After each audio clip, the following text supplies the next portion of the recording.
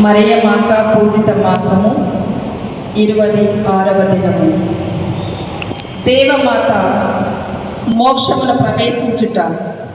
మొదటిది, మోక్షము ప్రవేశించినప్పుడు దేవమాతకు కలిగిన సంతోషము. రెండవది, దేవమాతకు మోక్షములో కలిగిన మహిమ. మూడవది, దేవమాత మోక్షములో మన ఆదరువుగా ఉన్నది. మొదటిది, దేవమాత ఈ లోకము విడిచి మోక్షములకు ఎత్తబడినప్పుడు సన్మనస్కులను, ముక్తి పొందిన మోక్షవాసులను తమ రాణికి ఎదురు వచ్చి ఇంపగు పాటలతో ఆ మోక్షరాణి ఉత్సవమును కొనియాడింది.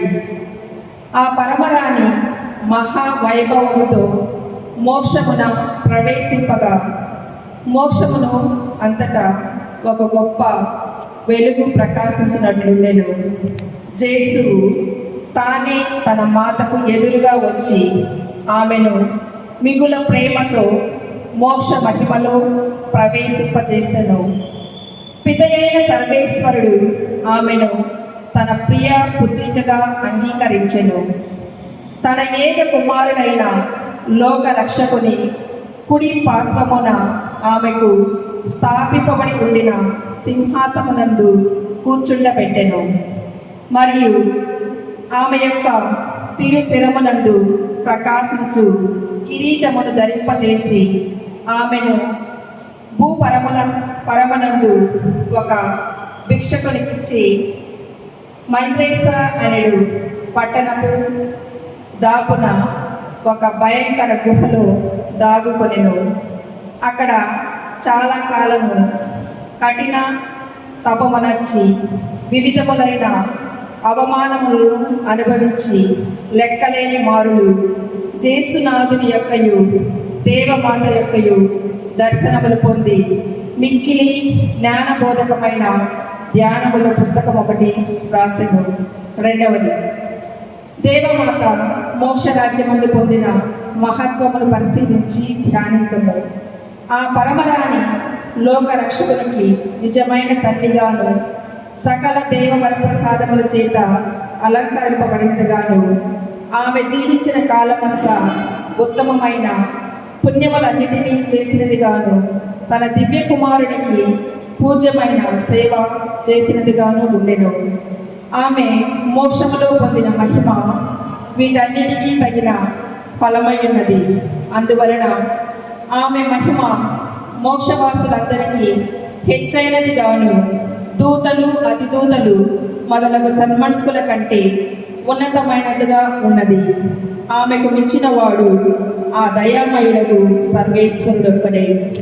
మనము ఆమె పాదములకడ సాగిలపడి మన చేతనైనంత మటుకు ఆమె యొక్క మహిమకు తగిన స్తోత్రములు, స్తుతులు, వందనములు చెల్లించుదుముగాక.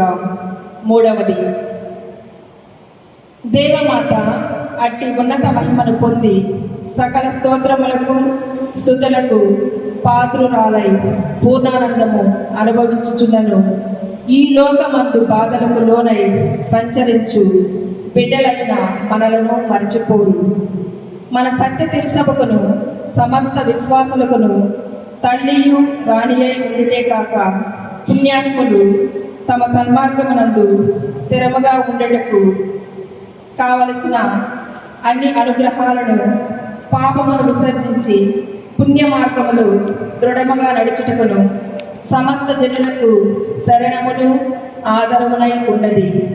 మన కొరకు నిరంతరము తన దివ్య కుమారుని యొద్ద చనువుగా మాట్లాడి తన్ను ప్రార్థించు వారికి లెక్కలేని వరములను, ఉపకారములను అనుగ్రహించుచున్నది.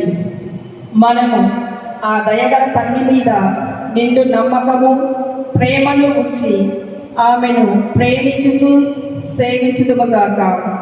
ఆమె మన జీవిత కాలమంతయు మనలను కాపాడి మరణ సమయమందు మనలను మోక్షరాజ్యంలో చేర్చినట్టు మనవి చేయుదుముగాక. అద్భుతము. దేవమాత యొక్క విశేష కృపచేత జూదుడకు అల్ఫోన్స్ రాటిస్పన్ అనువారు సత్యవేదములో చేరిన విధము తిరుసభ అంతటను ప్రసిద్ధమైనది. అతడు జూదుల వేదమందు పెరిగి పెద్దవాడై జూదా మతమునకు అత్తుకొని పోయినవాడు. అట్టివాడు 12 ఏళ్ల ప్రాయమునందే తన అన్న మీద మిక్కిలి కోపించెను. ఎందుకన వాని అన్న సత్య తిరుసభలో చేరి గురుపట్టము పొందెను. అందుకు అల్ఫోన్స్ రాటిస్పన్ అన్నను సత్యవేదమును దూషింపనారంభించెను. ఆయనను తన తమ్మునికి మంచి బుద్ధి వచ్చినట్లుగా అతని దుష్టబుద్ధి మారినట్లుగా దేవమాతను వేడుకొనుడని అందరినీ ప్రతిమాలెను. కొంతకాలమునకు తమ్ముడగు అల్ఫోన్స్ పరదేశములను చూసి కడకు రోమాపురికి వచ్చి చేరెను. అచ్చట ఉండినప్పుడు తానెరిగిన భక్తి విశ్వాసములు గల ఒక దొర యొద్దకు పోయి అతని ఎదుట దేవదూషణలు సాగించెను. వాని అసహ్యపు వార్తలను ఓర్పుతో సహించి ఆ దొర అతనిని చూచి ఇట్లనెను, నీవు చెప్పినవన్నీ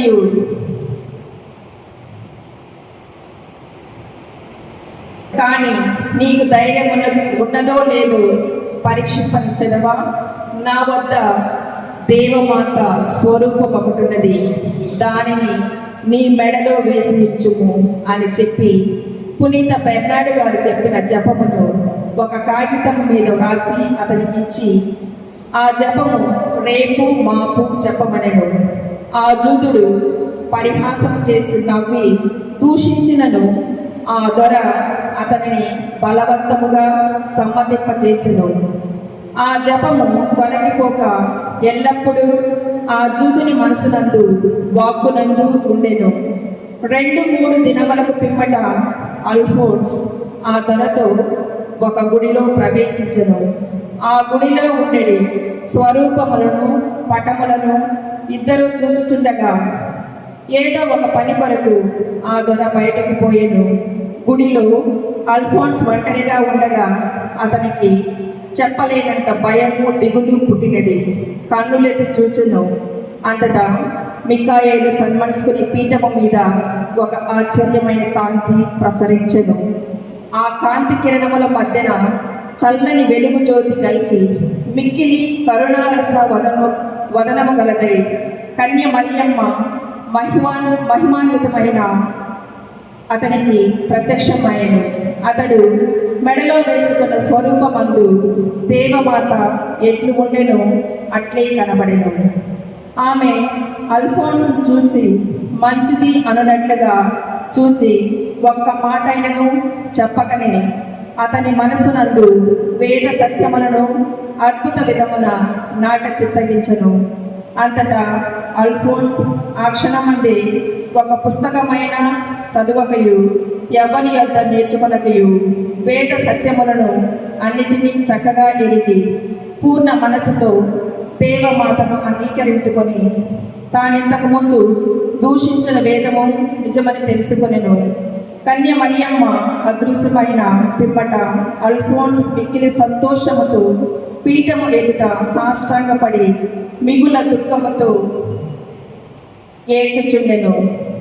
అంతలో బయటికి పని మీద వెళ్ళిన దొర తిరిగి వచ్చి అల్ఫోన్స్ పీఠము ముందు సాష్టాంగపడి ఏడ్చుటను చూచి అతనిని లేపి నీకేమి సంభవించినదని అడిగెను. అప్పుడు అల్ఫోన్స్ వినయుడై తాను కన్న దర్శనమును వివరించుచు మీరు నా మెడలో వేసిన స్వరూపం మీద నుండిన కన్యక నా పగుపడెను. గొప్ప పాపి అయిన నా మీద ఆమె కనికరించి నా హృదయమందు దేవవర ప్రసాదములను మెండుగా ప్రవహింపచేసెను. నేనిప్పుడు భాగ్యవంతుడనైతిని. నేనిప్పుడు జ్ఞానస్నానము పొందవలనని ఏడ్చుచూ చెప్పెను. అప్పుడు ఆ దొర అల్ఫోన్స్ను ఒక గురువు వద్దకు పిలుచుకొని పోయెను. కన్య మరియమ్మ చేత అతడు జ్ఞానస్నానముగు అవసరములకు అన్ని వేద సత్యములను నేర్చుకొని చుండెను. కాబట్టి జ్ఞానస్నానమునకు పెక్కు దినములుండని అవసరం లేకుండెను. కాబట్టి కొన్ని దినముల తర్వాత మంచి ఆయుత్తము చేసి జూదుల వేదము త్యజించి జ్ఞానస్నానము పొంది తాను అవలంబించిన క్రీస్తు వేదమందు స్థిరముగా నడుచుచు ఈ లోక భాగ్యములన్నిటినీ త్యజించి గురుపట్టము పొంది మరణము పొందు వరకు జూదులు మన సత్యవేదము ప్రవేశించినట్టుగా ఎడతెగక ప్రయాసపడుచు వచ్చెను. జపము.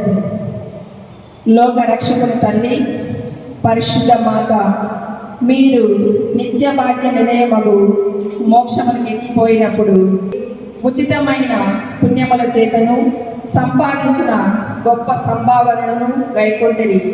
మీ కొరకు స్థాపింపబడిన సింహాసనమునందు కూర్చుంటిరి.